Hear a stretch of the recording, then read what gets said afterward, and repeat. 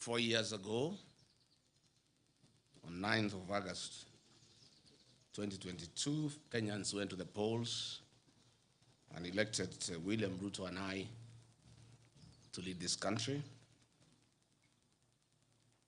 And at the request of the people of Kenya, they have asked me to give an accountability statement and performance of audit of William Ruto 4 years into the presidency, and that is what I intend to do. There has been attempts by the National Intelligence Service, by William Ruto's handlers, to get to know the contents of my address before I do it, and they have been unsuccessful. And I did the statement myself, and Mama Boys typed it for me. So, William Ruto and your people, unless you can get through to Mama Boys, you cannot get to know the content of what I need to say. But what I'll say is informed by input from leaders, from the people of Kenya, and you'll hear it for the first time. Fellow Kenyans, 4 years ago, the people of Kenya made a defining choice. On 9th August 2022, millions of Kenyans voted for a new administration on the strength of a bold vision known as a plan, formally presented as a bottom-up economic transformation agenda, better, for 2022 to 2027. In the spirit of Article 1 of the Constitution of Kenya, the plan was a product of 47 economic charters, inputs from religious forums, professional associations, and other stakeholders. The plan embodied the covenant between Kenya Kwanza and the people of Kenya collectively. It was a vision that promised to transform our economy, uplift ordinary Kenyans, and restore hope to our nation. 4 years later, today, Mr. William Ruto has betrayed the trust bestowed on him by the people of Kenya, betrayed the fruits and the foundation of our nation that have been built by previous administrations under the various development blueprints such as Vision 2030. He has eroded the democratic gains of multipartyism and swallowed political parties and the then opposition. As he once wondered, opening the doors of opportunity to the many, the other takes us back to building a secure, just, and democratic Kenya founded on the Constitution and the rule of law. He promised to professionalize the National Police Service, safeguard human rights, protect every Kenyan regardless of political affiliation, strengthen the administration of justice, and ensure the security agencies remained accountable to the Constitution. He further pledged to guarantee every Kenyan the freedoms enshrined in Chapter 4 of the Constitution of Kenya. On this commitment, Mr. William Ruto has done a complete 360-degree about turn on his covenant, and I'll proceed to summarize a schedule of injustices against Kenyans and foreigners. The Republic of Kenya is in a state of lawlessness and anarchy. In 4 years, William Ruto has achieved the unimaginable. There is total breakdown of law and order. There is total breakdown of law and order. Goons have taken over and released on orders of Kipchumba Murkomen. They were never taken to any police station. I've just now, on my way here, been informed that the DCI has facilitated their relocation to our neighboring country, Uganda. Goons have become part of the command structure, rank and file of the National Police Service. It is now common to see goons being escorted by the police to carry out criminal acts against Kenyans. This was evident in the PCA Mweki attack, Kariobangi PCA attack, and ACK Witima church attack. In fact, Mr. William Ruto carries out his development tours in Nairobi, accompanied by goons. Case in point, it has been witnessed repeatedly.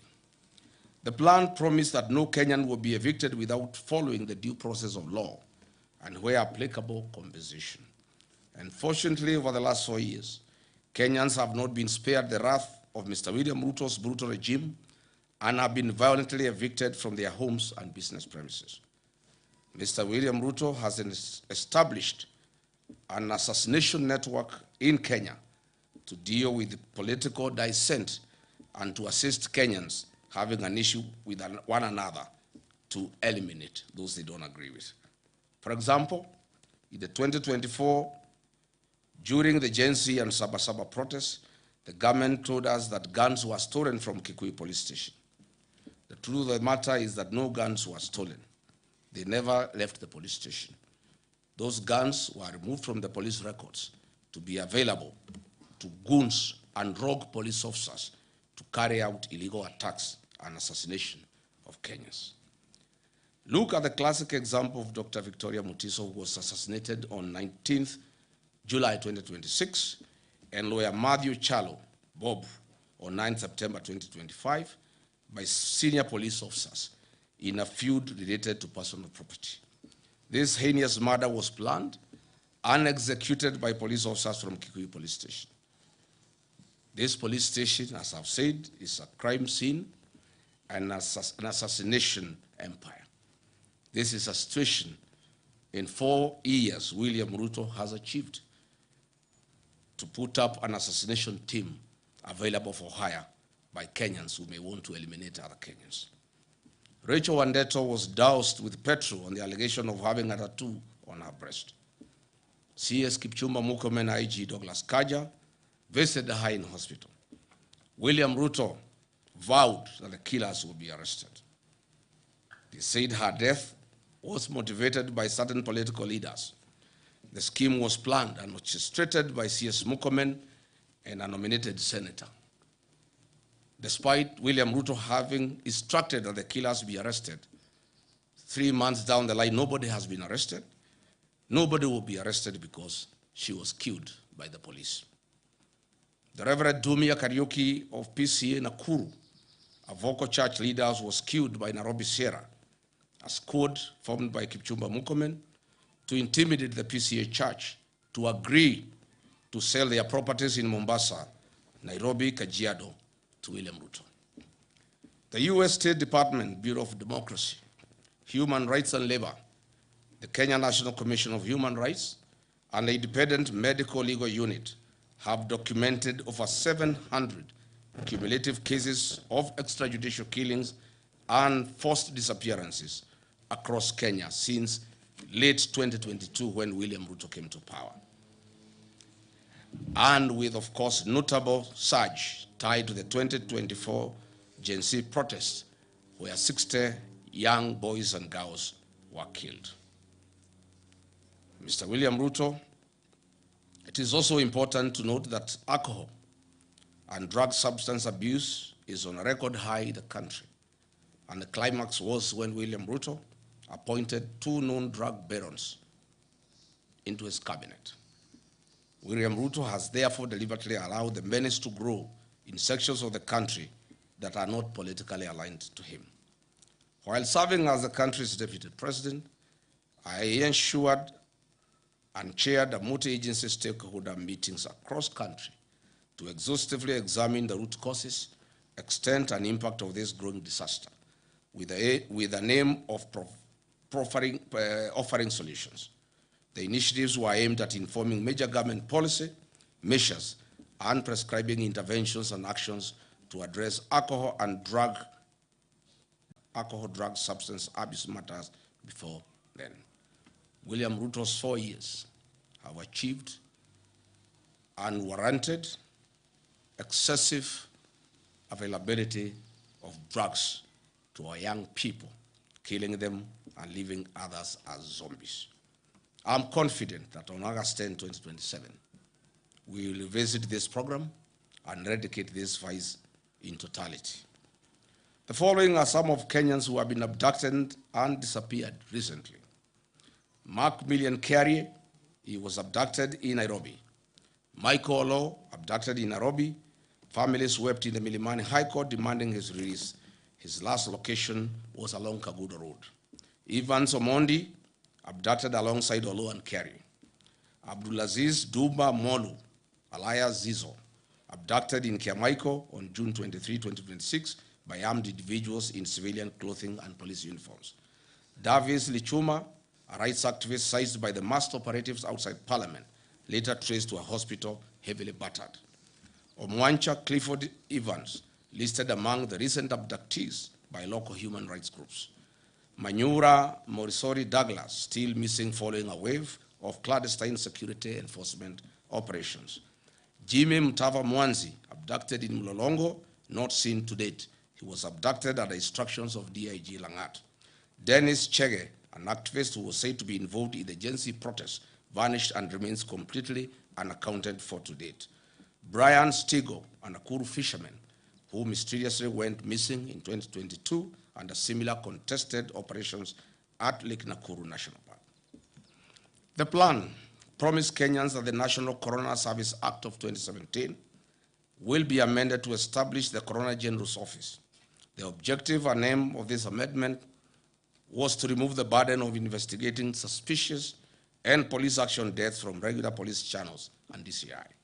Further, the amendment of the Act was aimed at removing potential conflict of interest and ensuring absolute transparency in handling and explaining deaths, enforced disappearances, or fatalities resulting from the law enforcement operations. 4 years later, this promise has not been fulfilled.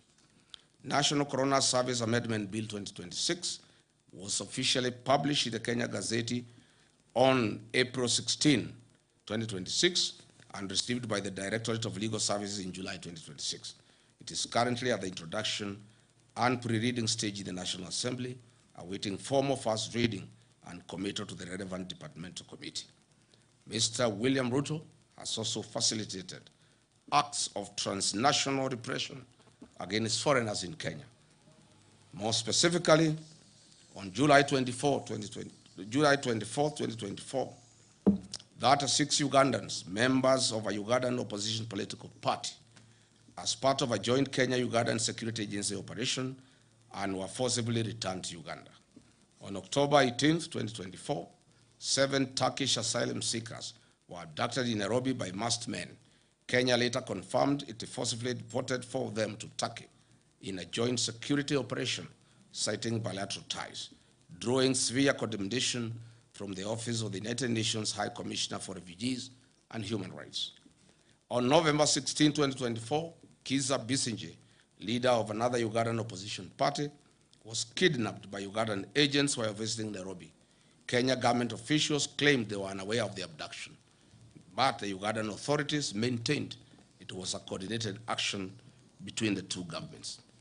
Tanzania journalist and human rights activist Maria Sarangi was on Sunday, 12 January 2025, almost abducted here in Nairobi. Prominent Zimbabwean constitutional lawyer and human rights defender Brian Kagoro was detained and deported from Kenya on February 22, 2026, intercepted by immigration and national intelligence officers at Jomo Kenyatta International Airport in Nairobi. He was held for over 10 hours and subsequently put on a flight back to Johannesburg, South Africa. In March 2026, 2 officials from the China Civil Engineering Construction Corporation were deported from Kenya amid a high-stakes dispute that arose in Kenya shillings 30 billion Kenya Railway City tender. Upon seeking a statutory review of the procurement process, William Ruto and Kipchumba Murkomen deported the complainants' local agents, clearing the way for their preferred entity, China Road and Bridge Corporation, CRBC, a company that has bagged procurement tenders worth 1.2 Kenya trillion since 2022 when William Ruto came to power.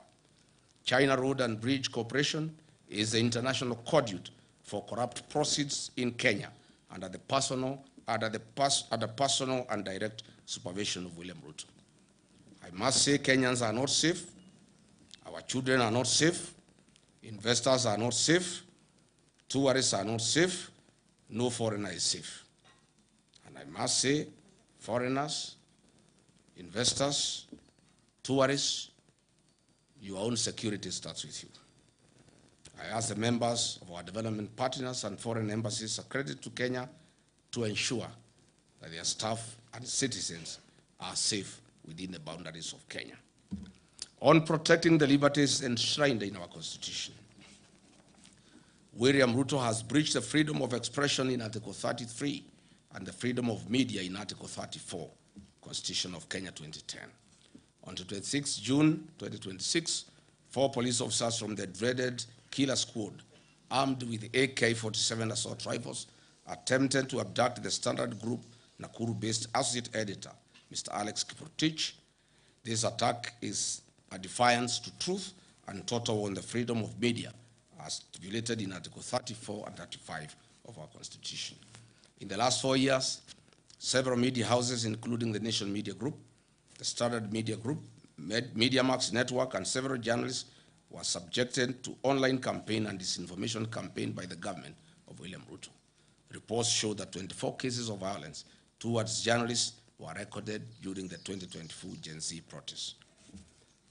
The Kenya Kwanza Covenant pledged to root out corruption, guarantee financial autonomy for key oversight bodies, and enforce Chapter 6 of the Constitution of Kenya on leadership and integrity. Mr. William Ruto has broken this covenant to the people of Kenya and instead orchestrated outright plundering of the country's resources for his personal benefit and enrichment. On 31st December 2024, Mr. William Ruto was ranked as the second most corrupt president in the world by the Organized Crime and Reporting Project. Transparency International Corruption Perceptions Index ranked Kenya number 130 out of 108 countries globally, with a score of 30 out of 100, reflecting persistent stagnation and public mistrust. Mr. William Ruto's administration has entrenched corruption as a way of life, and it remains systematic, pervasive, and deeply rooted in public service delivery and high-level governance. Mr. William Ruto's Western Hotel has been the leading recipient of government hospitality and catering tenders, securing 37 public contracts valued at hundreds of millions for the period ending June 2026. Contracts have come from state corporations, state departments, and county assemblies. It is clear that William Ruto is in competition with local entrepreneurs, where he flexes his executive powers and gives priority registration that enriches himself and his cronies at the expense of other hardworking Kenyans. I want to bring to the attention of the people of Kenya some of the biggest scandals that we have witnessed in the last 4 years. In the current financial year, State House budget has grown from Kenya shillings 8 billion to 18 billion Kenya shillings, an increment of over 10 billion Kenya shillings. These are the funds that are used to bribe the people of Kenya. And lately, sheikhs, private security officers, village elders, teachers, chiefs, etc. Under the E.G.H, a special audit report by the Office of the Auditor General exposed major financial and governance weaknesses, noting that over Kenya shillings 11 billion in collections lacking clear documentation or routed through non-designated accounts alongside irregular payments to private entities. The functionless chief system was procured at a cost of 104 billion Kenya shillings, and an independent assessment of this system shows that it is worth 800 million, leaving theft and plunder of public resources of 103 billion Kenya shillings. SHA makes a loss of 6 billion shillings a month. Hospitals and faith-based organizations and counties are owed 105 billion to date. As I've said before, SHA is insolvent and everybody knows it. On the affordable housing program, the Office of the Auditor General reports that have flagged major legal and operational risks regarding fund utilization, including untraceable international development loans, low fund absorption, and missing land ownership documentation for ongoing projects. Further, the levies deducted from Kenyan pay slips are invested in a third-party financial service firm licensed by the Capital Markets Authority. How are their fees determined? How much has been paid out to date? What is his association with William Ruto? On the restoration of Nairobi rivers, Mr. William told Kenyans that on December 25, the Nairobi River will have fish. Can members of the press visit this river tomorrow and bring us one piece of fish? This government committed itself to protecting public assets, strengthening governance, eliminating corruption, and ensuring that public resources would be managed solely in the interests of the people of Kenya. It promised a government founded on transparency, accountability, and prudent stewardship of national resources. On the divestiture of the Kenya pipeline, has Kenya surrendered its ownership and control to a neighboring country? What was the rationale of forcing Kenyan state corporations to invest public funds in a public entity? Who is the mysterious lead transaction advisor, stroke investment banker that was the face of the IPO? How did he acquire his Kenyan citizenship, and whose interest does he represent? Mr. William Ruto and Senator Aaron Cheriot must come clear on their relationship with this mysterious dual citizen investment banker. On the sale of government's equity stake in Safaricom to Vodacom at 204 billion Kenya shillings, it was a ripoff. Each share was grossly undervalued at 34 Kenya shillings. Why didn't William Ruto allow the use of an open price discovery, or even better, allow a regulated cooperative and SACCO fraternity with over 1 trillion in deposits at the end of December 2025 buy out this stake? Aren't the cooperative society members hardworking, deserving Kenyans? What happened to Buy Kenya, Build Kenya? Or is it Buy Kenya, Build Ruto? Other national assets, such as the new KCC, Kenya Ports Authority, and Kenya Airways, have been strategically targeted for sale. What is the rationale of selling our heritage? Had hard-working Kenyans remit over 100 billion Kenya shillings monthly to the National Social Security Fund, NSSF. These funds now have been targeted for budgeted corruption and ring-fenced to fund infrastructural development projects, such as the Mau Summit Road, Twin Towers Commercial Building, and the Bomas of Kenya International Conference Center. Is this really prudent? Are our pensioner funds safe? What is the role of the mysterious dual citizen investment banker in structuring the fund management contracts issued by NSSF? The Communication Authority of Kenya, Universal Service Fund, has recently approved the transfer of 45 billion Kenya shillings to the National Intelligence Service, allegedly for the procurement of an ICT system whose market value is only 2.5 billion. This approval was given by the then chairperson of the Communications Authority in the hope that her business loan would be repaid from the proceeds. As explained earlier, China Road and Bridge Company, CRBC from China, is the major conveyor of corruption in Kenya and is the recipient of projects worth 1.2 trillion, namely the Naivasha, Malaba, SGR, Mombasa SGR, JKI modernization projects, Talanta Stadium, Southern Bypass, Eastern Bypass, Western Bypass, Makuba Bridge, and Bomas of Kenya, among others. Patriotic Kenyans, over the last 4 years, Mr. William Ruto has systematically eroded the values, principles, and institutional structures of Kenya's public service that was built to ensure an efficient, ethical, and representative government workforce. Today, the public service is demotivated and has taken a back seat, as William Ruto single-handedly runs the operations of government without any professional input from our dedicated civil servants. No wonder government programs are launched and they are after repackaged for another launch. Dear Kenyans, the Church of Christ has been a major casualty of William Ruto's deception. On 5th May 2022, he executed a charter between the churches and the Kenya Kwanza Coalition. He committed that his administration would protect the freedom of worship in Kenya and respect the church as a societal partner in national development. Fast forward to 2026, He has introduced punitive legislation through the Religious Organization Bill 2024, aimed at controlling the activities of the church.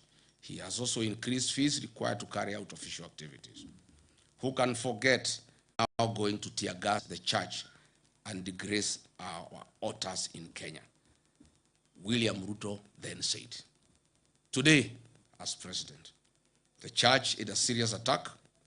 He has taken the attack to the church a notch higher, beyond tear gas, live fire, torching of vehicles, and a clear intention to kill an altar. He has completely betrayed the Church of Christ. This cannot be forgotten. Mr. William Ruto has completely betrayed the Church of Christ. That prayed him into government. The economic burden on ordinary Kenyan worker has also increased. The Federation of Kenyan Employers has also reported that in 4 years, a number of local and international companies either closed operations or exited the Kenyan market.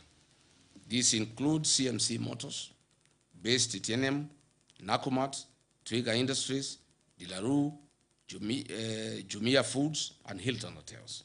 Today, households continue to experience severe financial squeeze due to cumulative tax charges, high utility costs, transport costs, and a stagnant job market that has limited formal opportunities.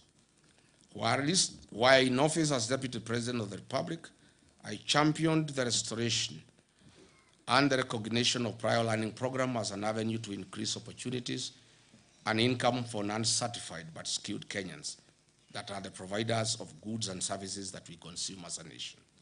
Further, I developed a framework of cooperation and engagement between Nairobi City County Government, Nairobi County Traders, KRA, Anti-Counterfeit Authority, and the Kenya Bureau of Standards. The objective of the framework was to A, provide a platform for resolution of disputes arising out of trading activities and the informal sector, foster goodwill, cooperation, and consultation between the parties, recognize the importance of collaboration in achieving shared goals in the informal sector, and promotion and improvement of the well-being of traders and their micro, small, medium enterprises. What happened? As soon as I left office, William Ruto and Nairobi City Governor Johnson Sakaja abandoned this framework. You all remember that on 8th August 2022, a liter of super petrol retailed at 159 shillings. A liter of diesel retailed at Kenya shillings 140.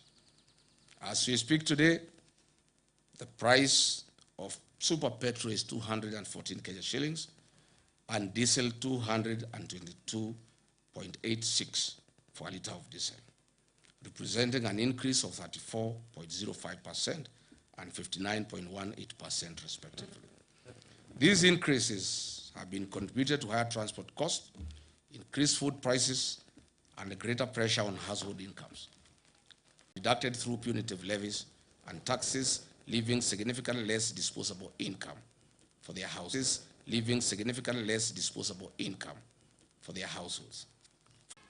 If anything, Mr. William Ruto has achieved the complete opposite and has taken money out of Kenyans' pockets, leaving them with a reduced net disposable income. This covenant was central to the plan to improve the lives of Kenyans. As the party leader was to subsidize rising fuel and food costs for the benefit of Kenyans. Or better still, these funds can be used to ensure farmers in arid and semi-arid lands have access to clean water for domestic purposes, farming, and for their livestock. Patriotic Kenyans, Mr. William Ruto promised to build a disciplined, transparent, and accountable government founded on prudent public finance management, constitutionalism, and the rule of law. He pledged to reduce the cost of government, manage public debts, reduce disposable income while facing higher prices for food, reduce disposable income while facing higher prices for food, fuel, electricity, and other basic commodities. On the debt management, why is this regime in open violation of Article 211 of the Constitution of Kenya 2010 and Section 15(2)(c) of the Public Finance Management Act 2012 that strictly prohibits the financing of recurrent expenditure using debt. Looking back, we know that the Grand Coalition government borrowed an average of 200 billion shillings annually. The Jubilee government of Uhuru Kenyatta borrowed an average of 700 billion shillings annually. This regime of William Ruto borrows an average of 1.4 trillion annually with no corresponding development. Since August 2022, Kenya's debt growth has entered a dangerous pattern of continuous triple-digit or near triple-digit expansions. As we speak today, every citizen of Kenya and every child born as of this morning has a debt of Kenya shillings 221,000. This country has a debt of 13.02 trillion, up from Kenya shillings 8.6 trillion in August 2022 when William took over. Mr. William Ruto has borrowed in excess of 5 billion in excess of 5 trillion over the last 4 years. This regime on a borrowing spree borrows an average of 3.5 billion Kenya shillings daily and steals 3 billion shillings daily. Why borrow to steal? On average, this government steals from the people of Kenya 125 million shillings every hour. Calculated, this government is stealing every minute 2 million shillings from the people of Kenya. Dear Kenyans, the National Treasury has delayed disbursing the equitable share of revenue to counties. These cash flow delays have routinely stalled county operations, delayed staff salaries, and inflated pending bills to over 156 billion, despite legal mandates requiring timely monthly transfers. Misplaced priorities such as funding State House budget by 10 billion, building state lodges and airstrips has caused cash flow constraints. The strengthening, devolution, and improving the timely disbursement of funds was at the core of the Kenya Kwanza covenant with the people of Kenya. Once again, this promise has been broken. Patriotic Kenyans, ladies and gentlemen, measured against the promise to lower the cost of living, improve access to affordable credit, and strengthen small businesses, the evidence presented suggests that many Kenyans have yet to experience the relief that was promised. Mr. William Ruto made an ambitious commitment to the people of Kenya.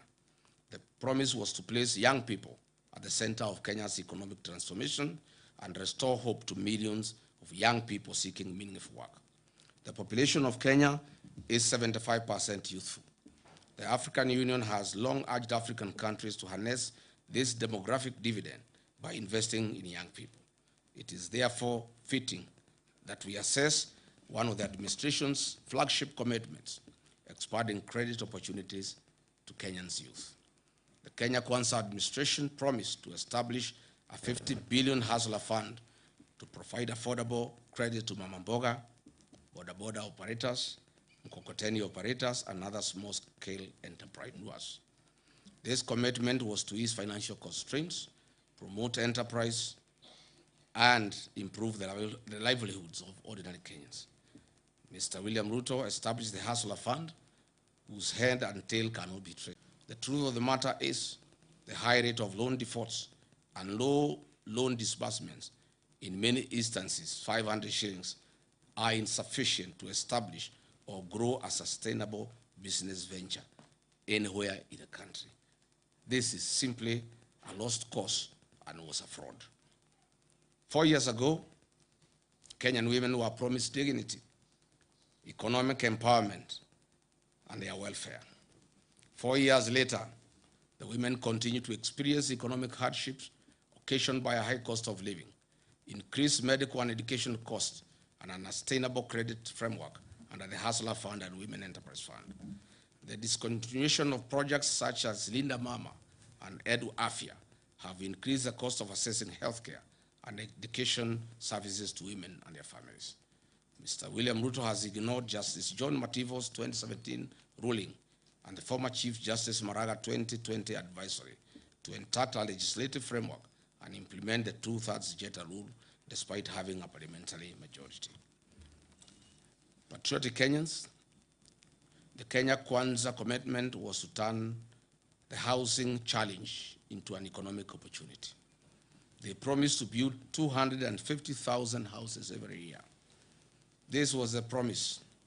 However, 4 years later, Mr. Ruto has fashioned and turned this into a conduit to steal public land and be the sole supplier of construction inputs, cement, steel, tiles, nails, and MDF panels that manufactures factories he has bought and acquired. The Affordable Housing Fund has collected over $1 billion since its inception. The State Department of Housing and Urban Development has conveniently ensured a low absorption rate of roughly 25% due to the staggered nature of construction phases and investments of proceeds in treasury bills, bonds through CDN Bank.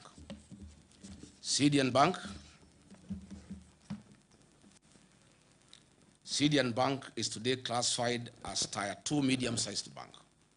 It has graduated from Tier 3 status after achieving a market share of over 1% driven by deposits mobilized from government of Kenya state corporations, Social Health Authority, Nairobi City County Government, and the Affordable Housing Fund levies.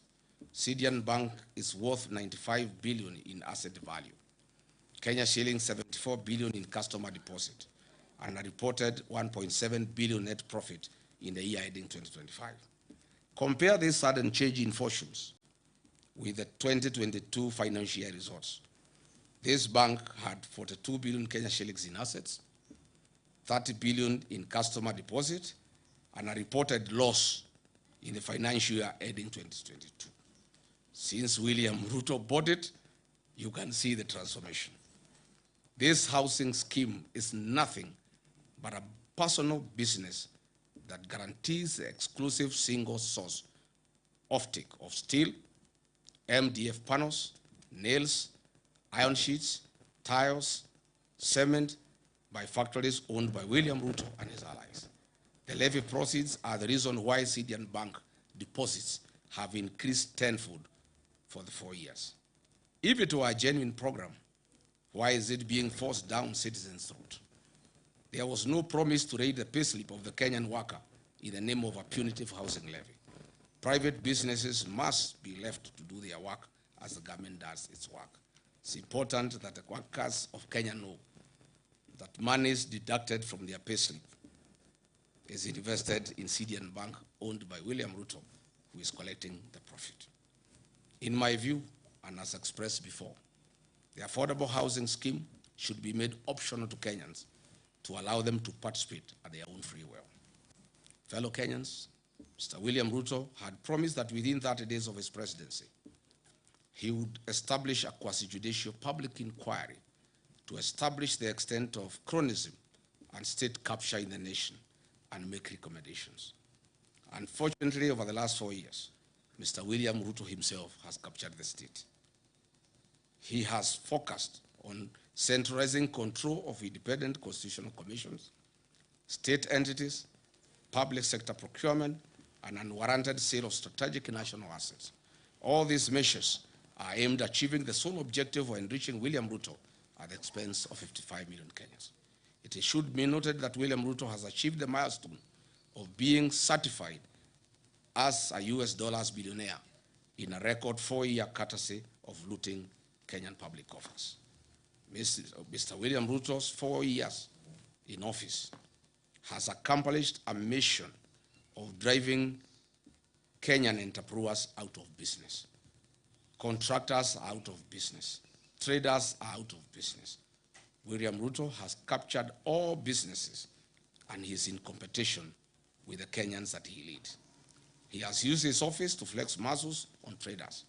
Where he has not pushed, his conduit CRBC has come in. Mr. William Ruto has investments in virtually every sector of Kenya's economy, namely banking and finance through CDN Bank, investment banking through Rock Investment Bank, a CMA license issued in 2026, and is the fund manager of NSSF and PSSF pension funds, insurance through Amaco, capital markets through ZD platform, hospitality through Weston Hotel and Leeds Caraton in Amara, cement through the various companies that he bought, including Baburi and East African Portland Cement, betting through SportsPesa, Sportbet and Betika, aviation through Kwale Island Development, healthcare through Nairobi West Hospital, telecommunication through East African Device Assembly Limited, oil and energy through Gulf Energy and Oil Marketing Companies, energy gas through Taifa Gas, construction, farming, currency security. He has are on record boasting how they are paid for everything that they pass in Parliament. I must remind all parliamentarians that they are accomplices to criminal acts. Under the archaic leadership of the UDA with winger Moses Wetangula, the National Assembly is one of the major causes of the suffering of Kenyans by passing bad laws like the Finance Bill 2024, whose provisions were later sneaked through amendments and omnibus legislation. Mr. William Ruto's attempt over the last 4 years to undermine the office of the Auditor General has been frantic and uncalled for. He now wants the Auditor General arrested for resisting theft of public funds. The people of Kenya will not allow it. Mr. William Ruto has made IPOA non-functional. In the last 4 years, an attempt was made through a Gazette notice to put it under the Ministry of Interior so that they can cover all the crimes against Kenyans and the police. Fortunately, our court stopped this covert mission. Historically, IBC has been an institution under low public trust. It is in the public domain that IBC, as currently constituted, enjoys low public trust among Kenyans.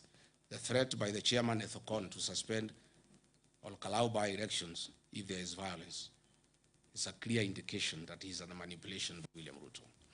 The Central Bank of Kenya is one of the most critical government institutions we have. However, through the National Assembly, use IPOA and KWS as examples. At IPOA, we have over use IPOA and KWS as examples. At IPOA, we have over 1,000 cases of police excesses that have been reported over the last 4 years by the people of Kenya. Only about 10 cases have found their way to court. Mr. William Ruto has deliberately slowed down the activities of IPOA. Some few days ago, the Amboseli National Ecosystem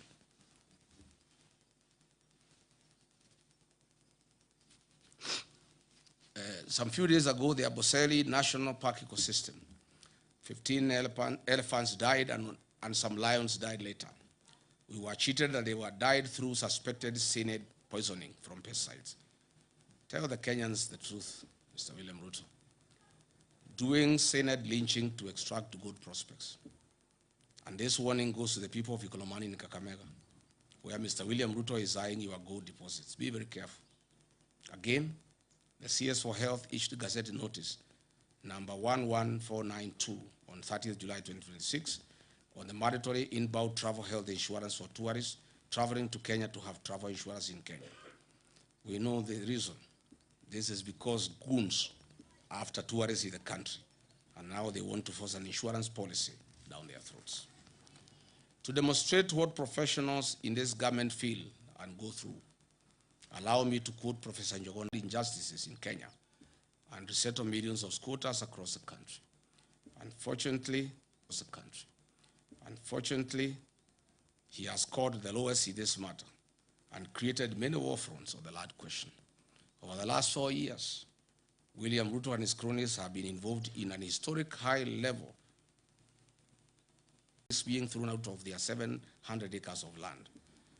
Davivi is being thrown out of their 700 acres of land. Davivi land in Naivasha has been grabbed by William Ruto. He has put up a home and he is growing wheat and maize in the farm. Banita settlement scheme, 14,000 acres of land have been grabbed. Olongai land, about 167,000 people are at the risk of eviction as this land is being grabbed. Eviction as this land is being grabbed. E.G.H's commitment, the government replaced the National Health Insurance Fund in NHIF with a failed and fraudulent scheme called SHA that has left millions of Kenyans on their own. The discontinuation of Linda Mama and Edu Afia on December 31st, 2023 has left significant gaps in healthcare coverage. In 2022, Edu Afia provided medical cover to 3.4 million secondary school students at an annual cost of 3.2 billion. Today, approximately 4.1 million secondary school students no longer enjoy that medical cover, leaving parents to bear the full cost of treatment. Administrations, primary education launched in 2003, free day secondary education introduced in 2018 that had significantly expanded access to education for millions of Kenyan children. The commitment was not only to preserve these gains, but to build upon them by ensuring adequate capitation, sustainable financing, and improved access to quality education for all. In the words of the third president of the Republic of Kenya, the best president we have ever had, Mzee Mwai Kibaki, and he said, and I quote, "Education is the ultimate means of ensuring an equitable society.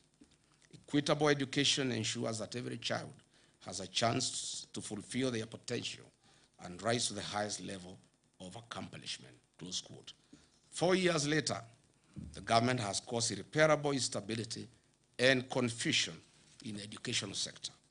The gains made by the previous administration under free primary education and free day secondary education have been eroded to dust. Secondary school parents now shoulder substantially higher education costs, while the level of government capitation has failed to keep pace with inflation and rising operation costs. The capitation rate established in 2017 was 22,000 per student. However, today's schools receive only 9,000 per student during the previous financial year, creating a significant funding gap. Our public universities are facing unprecedented financial distress. University debt has experienced significant setbacks, placing greater financial pressure on families and creating uncertainty for learners and institutions alike.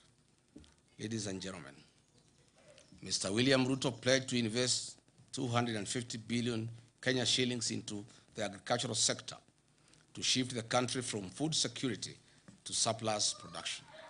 Recognizing its strategic importance, he pledged to transform the agricultural sector by increasing productivity, improving farmer incomes, and revitalizing key value chains. The administration committed itself to revamping underperforming export crops, expanding emerging high-value crops, strengthening the tea value chain, supporting food security, and promoting agro-processing as a driver of economic growth. Despite the commitments made, our farmers have experienced increased economic hardship. Net incomes have reduced due to increased cost of inputs, higher taxation rates, high transport and distribution costs due to reclassification of VAT status. Agriculture continues to receive approximately 2% of the national budget, significantly below the African Union 10% target under the Maputo Declaration. The tea sector has faced considerable challenges over the past 4 years. This is due to the deterioration of Kenya's economic and diplomatic relations with Sudan. Historically, one of the largest buyers at the Mombasa tea auction. Sudan's annual consumption of Kenyan tea declined from approximately 10.7 million kilograms to about 1.7 million kilograms, leaving substantial volumes of tea unsold. But why has this happened? Mr. William Ruto's appetite for business and money has failed Kenya. His close association with the Sudan's RSF warlord, Mr. Hemeti, in illegal trade of gold in exchange for weapons, has reversed the gains we have made. These internationally sanctioned war criminals live in Kenya under state protection and have been issued with diplomatic passports and ID cards by Kipchumba Murkomen. U.S. Senator Jim Risch, chairman of the Senate Foreign Relations Committee, while noting Kenya's NATO ally status, criticized William Ruto during a May 2025 hearing. Senator Risch questioned Kenya's loyalty following its facilitation and hosting of Sudan's paramilitary rapid support forces, RSF. Rice farmers in Ahero, West Kano, Bunyala, Bura, and Mwea have also faced significant challenges. Although rice was identified as a strategic import substitution crop, import volumes approaching 1 million metric tons annually have depressed local paddy prices, leaving many farmers with unsold stock. Just recently, on 6 July 2026, William Ruto authorized the gazettement of duty-free importation of 490,000 metric tons of grade 1 milled white rice before 30th November, June 26. It estimates that this represents a missed economic opportunity exceeding 100 billion Kenya shillings if domestic production had been given priority before this duty-free window was open. Even though state sugar mills have been leased to private sector players associated with William Ruto, their principal business model is to import sugar instead of purchasing locally grown sugar from farmers. This has left 320,000 small-scale sugarcane farmers now facing an uncertain future. The targeted turning of 2 million poor farmers from food deficit to surplus producers using input finance and agricultural extension support. To date, show me one farmer in Kenya who can come forward as a testimonial. Instead, this farmer has nothing. In fact, small-scale farmers in Moya and Ahero are currently in court trying to salvage their crop after government gazetted the importation of 490,000 metric tons of rice for importation. Tea farmers are crying. A 0.8% levy has been introduced, and this year's bonus will reduce from 45 Kenya shillings per kilo. Sugarcane farmers in Western Nyanza and Kisii, the government is unable to pay 270 million owed to them. Cane per ton has reduced from 6,500 to 5,000. Dairy farmers who have supplied milk to new KCC have not been paid for 6 months. It is further alarming that the National Agricultural Value Chain Development Program allocation dropped by 54% to 54% from 10.2 billion Kenya shillings in 2025-2026 financial year to 4.7 billion Kenya shillings in 2026-2027 financial year. This is a direct assault on the agricultural value chain in Kenya. As Deputy President, I initiated progressive reforms in the agricultural sector that increase returns for tea, coffee, dairy, and other cash crops. Through my efforts, we negotiated an 8 billion debt waiver for coffee farmers that was suspended as soon as I left office. More can and more will be done once we form government on August 10 next year. Patriotic Kenyans, William Ruto pledged affordable credit and working capital through an accommodative financial ecosystem, removing structural exploitation and removing barriers to unsecured agricultural credit. To date, the Agricultural Finance Corporation is underfunded. It has a demand of 15 billion Kenya shillings per year from farmers, but the promise to fund it by 10 billion Kenya shillings per year was a hoax. Instead, those who borrowed are being auctioned. Dear Kenyans, William Ruto pledged to revive collapsed cooperative factories and processing plants such as sugar and dairy sectors, and guaranteed minimum returns for farm products. Show me any revived sugar factory. Instead, they have been sold, and the economy decreased by 30% from Kenya shillings 11.15 billion to Kenya shillings 7.83 billion. Livestock sector allocations of livestock fell by 14%, from Kenya shillings 13.6 billion to 14%, from Kenya shillings 13.6 billion to 11.6 billion. On eradication of hunger and improved food security here in Kenya over the last 4 years. Patriotic Kenyans, 4 years ago, this government promised the people of Kenya dams and water. 50 mega dams across the country were promised. 200 medium-sized dams across the country were promised. 1,000 small dams were to be constructed across the country. These dams included High Grad Force Dam along the Tana and Mutonga rivers to serve Kitui, Tharaka Nithi, and Embu counties. Soin Koru Dam in Kisumu, Rumuruti Dam in Laikipia, Mohoya Dam in Nyeri / Kirinyaga, revival of Arol and Kimorel Dams, Thakwe Dam, Sioi Muruni Dam in West Pokot, Badasa Dam in Marsabit, Darugo in Kiambu, Rale in Kilifi, Galana in Tana River, Kokwanyo Dam in Homa Bay, Lowati in Turkana, Makamini in Kwale, among others. Unfortunately, all we see, no dam. All we see is our president visiting other countries like Ethiopia to witness the launching of their dams. Where are these dams, Mr. William Ruto, in 4 years? On matters of environment, this administration had committed to grow 15 billion trees by the year 2032. What we are witnessing is the lifting of the logging ban and the systematic logging in national forests under the cover of the Kenya Forest Service. Numerous court cases have been affairs. We had the worst since independence. Kenya's nose is poked everywhere, including the war in Ukraine and Russia, where our young men are lied to that they are jobs, well paying for that matter, but they find themselves in the war front. Reports indicate that we have lost 19 Kenyans, including Clinton Nyapara, Dennis Bagaka, Erastus Mundia, Simeon Wahome, Eric Mwangi, Ronald Kibet, Shadrach Wafula, Othiabo Martin, Ibrahim Yahaya, among others. Several other Kenyans in their hundreds remain unaccounted for, and hundreds of others are still active in the war zone. Their parents are keen at home, still crying to see their loved ones back home. A person who was in Kenya in 2022 would wonder whether the Kenya Kwanza commitment to a creative and robust foreign policy whose pillars will be economic and commercial diplomacy changed into converting our young Kenyans into war fugitives in far countries. As if that is not enough, the footprints of Kenya adversary in DRC Congo war zone and M23, Sudan's Darfur, Southern Sudan, among others. He had promised to enhance and promote further local investment by Kenyans living in the diaspora. In Mandera County, Jubaland forces have taken over more than half of the town, and William Ruto signed a secret deal with the Al-Shabaab in 2024 that has remained silent. Notably, in July 2026, there were a record 9 terror attacks in Mandera County that resulted in the killing of 5 Special Operation Group SOG officers, and 1 National Police Reservist was killed. The foreign policy has been transformed into a tool to achieve personal gains at the interests of the people of Kenya. Fellow Kenyans,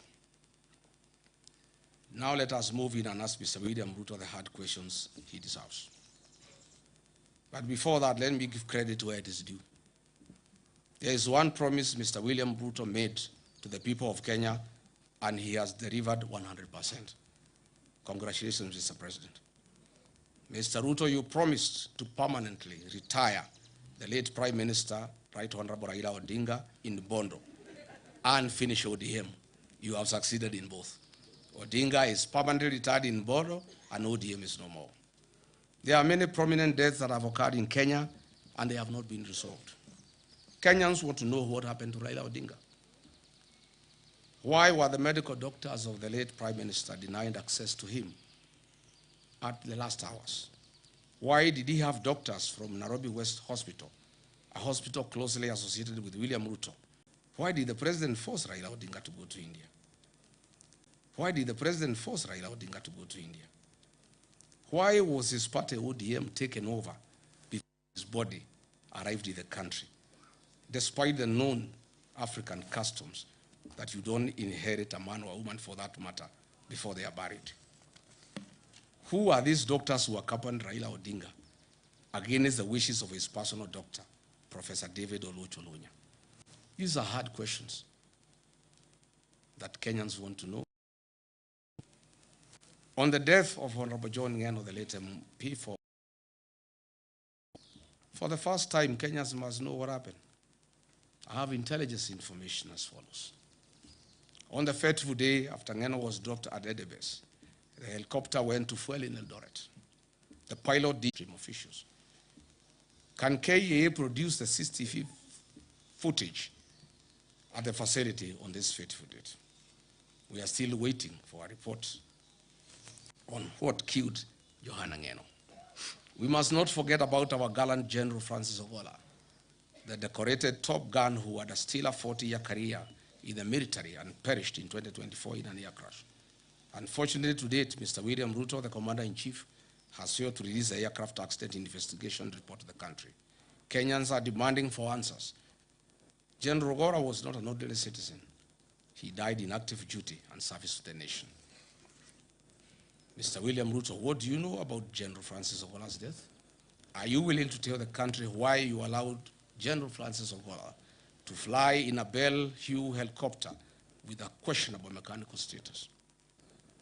The DPP must use its powers and establish an inquest on these unresolved matters. The plan has failed. It is hollow and deceptive. Hollow and deceptive. In conclusion, when the plan failed,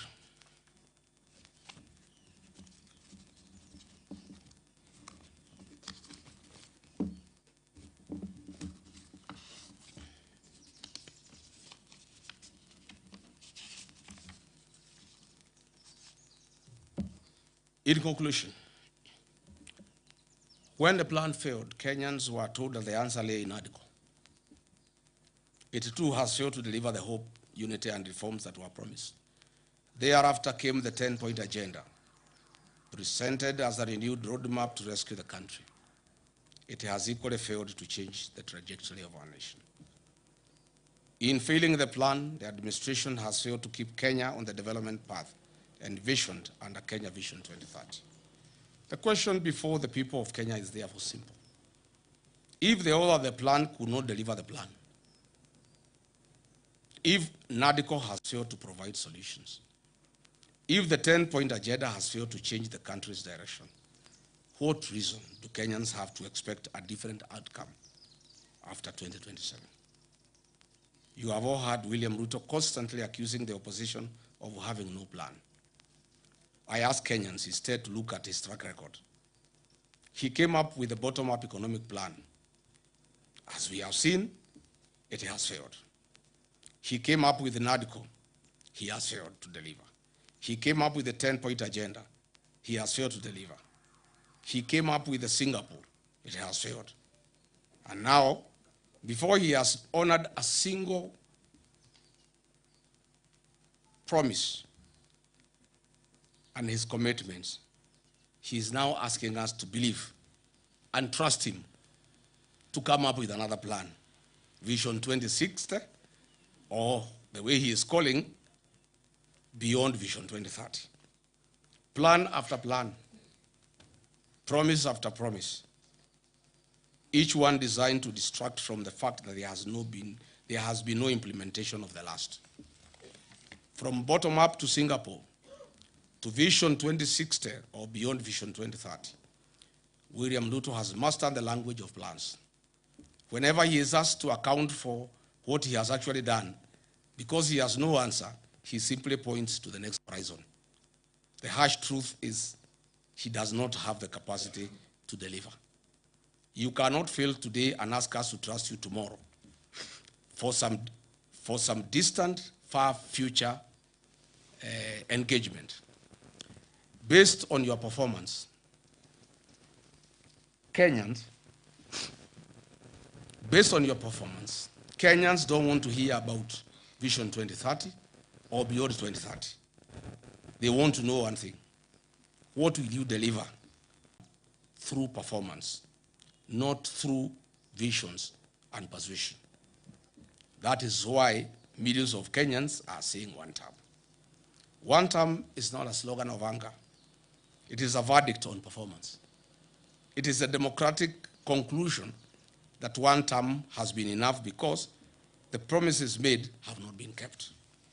Exactly 1 year from today, on 10th August 2027, we shall go to the polls as a nation.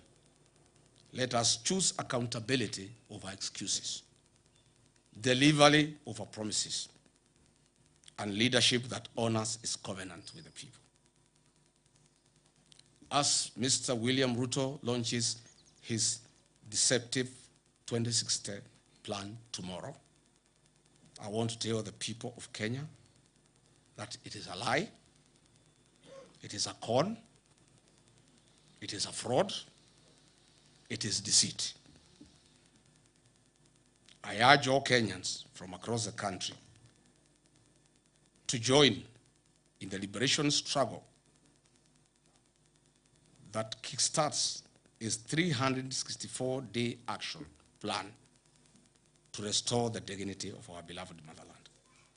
As William Ruto launches his lie and deception tomorrow, I lead the people of Kenya in launching today a 364-day action plan to restore the dignity of our beloved motherland, Kenya.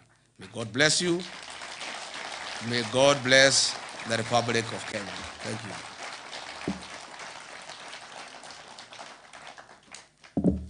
Asanteni sana. Thank you. Ladies and gentlemen, His Excellency the Second Deputy President, State of the Nation Address. Jamani, makofi tunapoendelea kuzingatia maendeleo katika nchi yetu, kuendeleza uongozi wa ukweli na uongozi ambao umeajibika. Studio, tukiwa hivyo tutasalia kusimama, tucheze wimbo wa taifa. Basi baada ya hapo tutaweza kuondoka. Studio.